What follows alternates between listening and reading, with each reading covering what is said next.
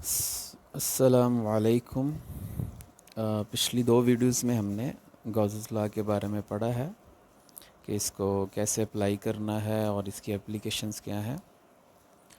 Last time हमने एक situation ली थी जिसमें हमने चार्ज हॉलो स्फीयर की वजह से पैदा होने वाले फील्ड की इंटेंसिटी फाइंड की थी inside the sphere and outside the sphere.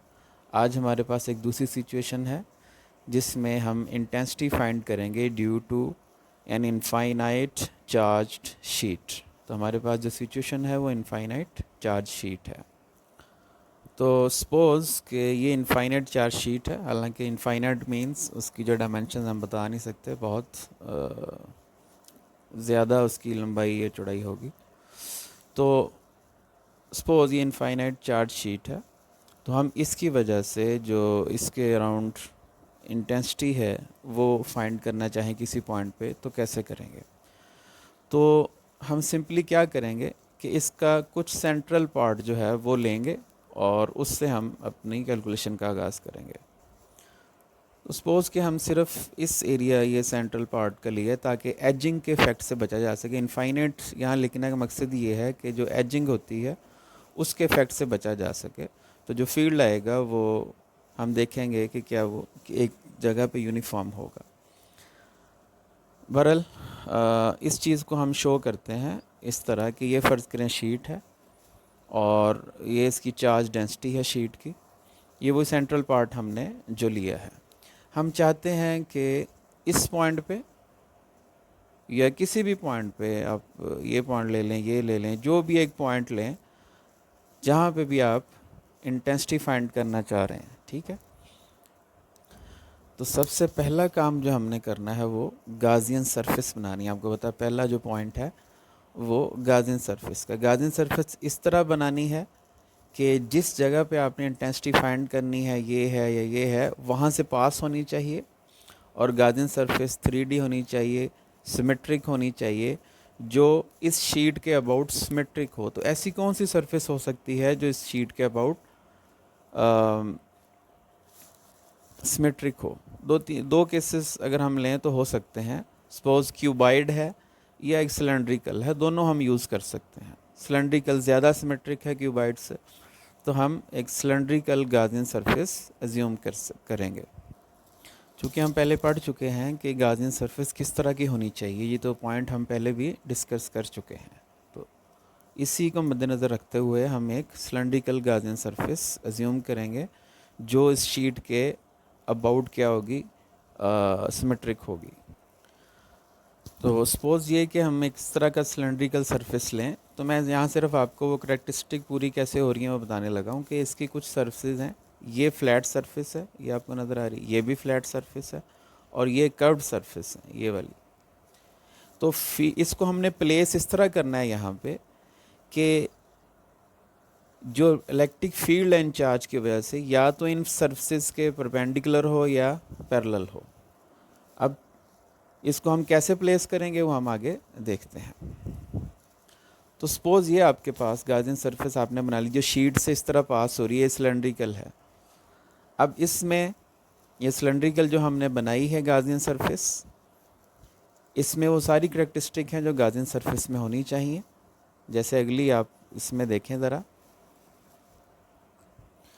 जिसमें आप देख सकते हैं कि जो एरिया, जो इलेक्ट्रिक फील्ड है, ये इस सरफेस के परपेंडिकुलर है और ये जो कर्व्ड सरफेस है इसके पैरेलल है। लेकिन चूंकि हम एंगल जो लेते हैं वेक्टर एरिया के साथ लेते हैं तो वो नॉर्मल टू द सरफेस होता है। तो आप देख सकते हैं यहाँ पे ये पैरेलल है वेक्टर एरिया इलेक्ट्रिक फील्ड के और यहाँ पे परपेंडिकुलर है।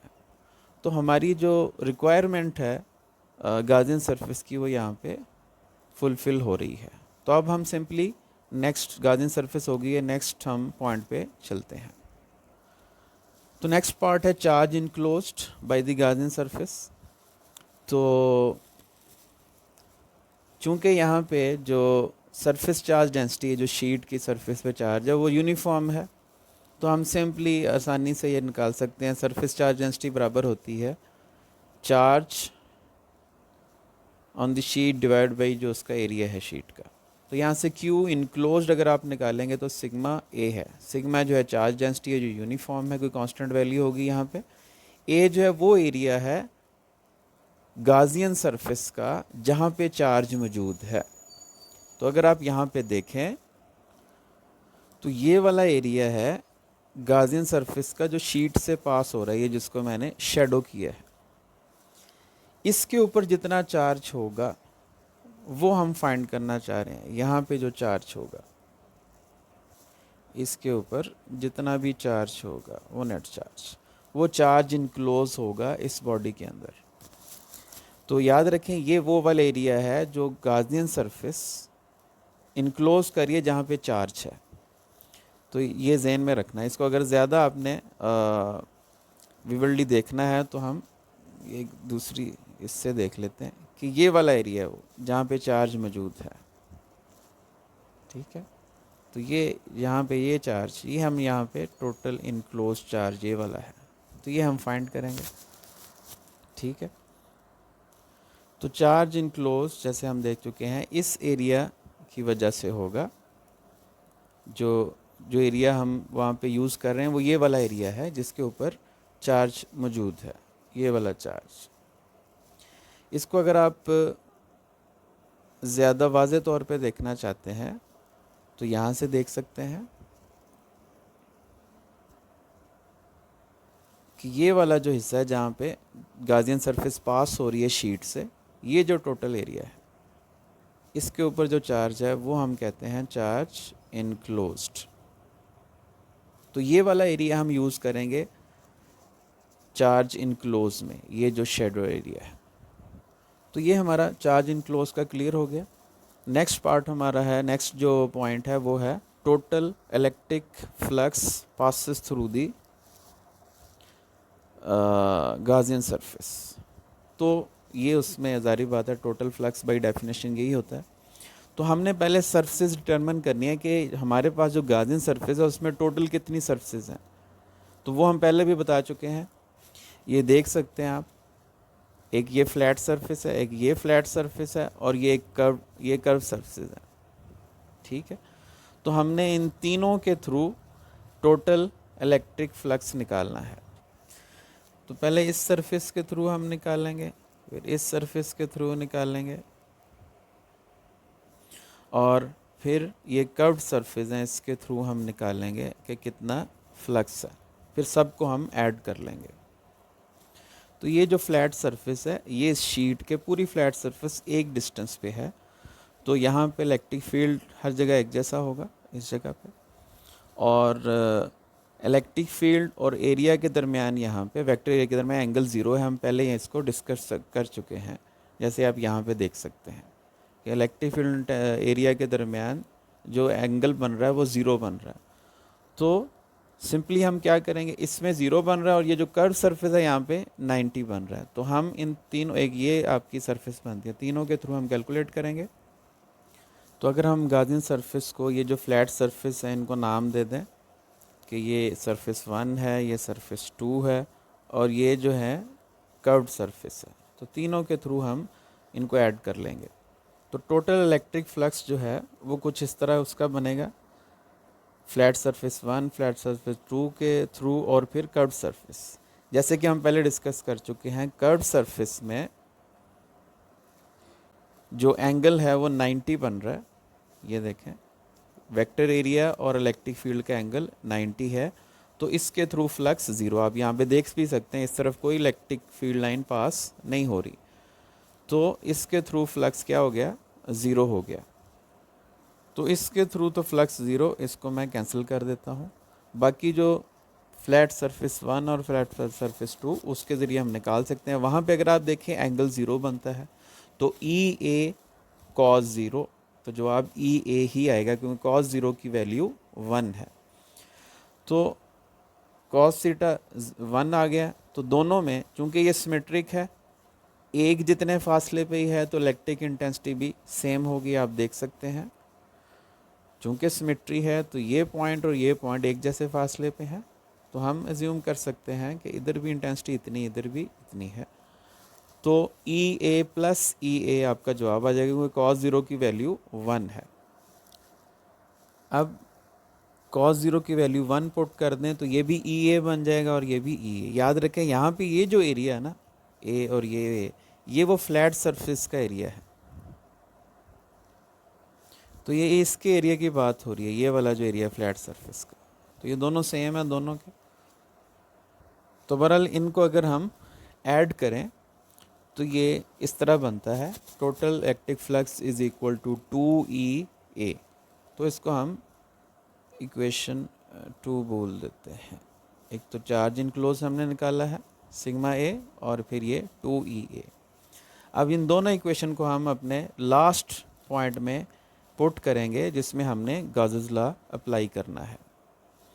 तो यहाँ पे आपने गॉसेस लॉ अप्लाई कर दिया कि total electric flux through a close surface is 1/ε0 times the charge, net charge enclosed. तो वहाँ से हम वैल्यू निकालेंगे। इसकी जगह हम पुट करेंगे 2EA जो हम पिछले स्टेप में निकाल चुके हैं, 2EA, और इस इनक्लोज्ड चार्ज की वो वैल्यू पुट करेंगे जो हम स्टेप 2 में निकाल चुके हैं। ये वाली वैल्यू जो चार्ज इनक्लोज्ड की है सिग्मा ए। तो ये हमने वैल्यूज पुट कर दी। लेकिन यहाँ पे ये ध्यान में रखें कि ये एरिया फ्लैट सरफेस वाला है और ये एरिया वो है जो गॉसियन सरफेस कट कर रही है जहाँ पे चार्ज मौजूद है। और इस सिचुएशन में ये दोनों एरिया सेम है। मैं इसको आपको एक्सप्लेन करके बताता हूँ। ये वो एरिया जो हमने चार्ज इनक्लोज्ड में यूज़ किया, जैसे हम पहले इसको एक्सप्लेन कर चुके हैं। और जो फ्लैट सरफेस वाला एरिया है वो ये वाला एरिया है, ये एरिया। अगर आप गौर करें कि ये दोनों एरिया बराबर हैं, आप देख सकते हैं ये दोनों एरिया सेम है। तो इसलिए हमने दोनों को ए का नाम दिया है, डिफरेंट नाम नहीं दिया। चूँकि ये एरिया कैंसिल हो रहे हैं इसलिए मैंने इसको कोई फार्मूला की फॉर्म में नहीं लिखा कि πr² या समथिंग। तो इसलिए ये सेम वैल्यू के हैं डिफरेंट एरिया, लेकिन वैल्यू दोनों की सेम है। तो इसको हम कैंसिल आउट कर देते हैं। जब कैंसिल आउट करेंगे तो आपके पास इंटेंसिटी की वैल्यू आ जाएगी। तो ये अगर हम कैंसिल आउट कर दें तो इंटेंसिटी की वैल्यू ये आ जाती है σ/2ε0। तो ये जो वैल्यू है ये उसका मैग्नीट्यूड है। अगर आप इसको वेक्टर फॉर्म में लिखना चाहते हैं तो वेक्टर फॉर्म में कुछ इस तरह लिख देंगे। तो ये इसकी वेक्टर फॉर्म है। और ये जो यूनिट वेक्टर है, ये unit vector away from the sheet होगा अगर पॉजिटिव चार्ज हो, यानी अगर सिग्मा पॉजिटिव हो। ये अगर पॉजिटिव हो तो अवे फ्रॉम द शीट होगा, और अगर ये नेगेटिव हो तो टूवर्ड्स द शीट होगा। इसको मैं आपको डायरेक्शन एक्सप्लेन कर देता हूँ। मसलन अगर ये कुछ पॉइंट हैं जहाँ पे हम इंटेंसिटी देख रहे हैं, तो intensity away from the sheet, normal to the sheet but away from the sheet, normal to the sheet यानी शीट के परपेंडिकुलर, और अवे फ्रॉम द शीट अगर ये पॉजिटिव है। अगर चार्ज नेगेटिव हो, नेट चार्ज जो है वो नेगेटिव है, तो अगर सिग्मा नेगेटिव हुआ तो उस सूरत में डायरेक्शन ये हो जाएगी normal to the sheet towards the sheet, normal to the sheet but towards the sheet. अगर इस जगह आपने देखनी है तो तब भी अगर पॉजिटिव है तो अवे होगा शीट से, अगर नेगेटिव है तो टूवर्ड्स होगा। चार्ज डेंसिटी पर डिपेंड करता है अगर वो पॉजिटिव है या नेगेटिव है। और नॉर्मल टू द शीट का मतलब इसके 90 के एंगल से इसको पास करेगी। जैसे ये है, ये 90 के एंगल पे सरफेस को कट कर रही है, ये इलेक्ट्रिक इंटेंसिटी। तो ये सरफेस के क्या है, नॉर्मल है। तो ये उसकी डायरेक्शन हो जाएगी। तो ये है जी उसकी फाइनल फॉर्म। नेक्स्ट इंशाल्लाह हम एक और सिचुएशन में इसको देखेंगे। तब तक अल्लाह हाफिज़।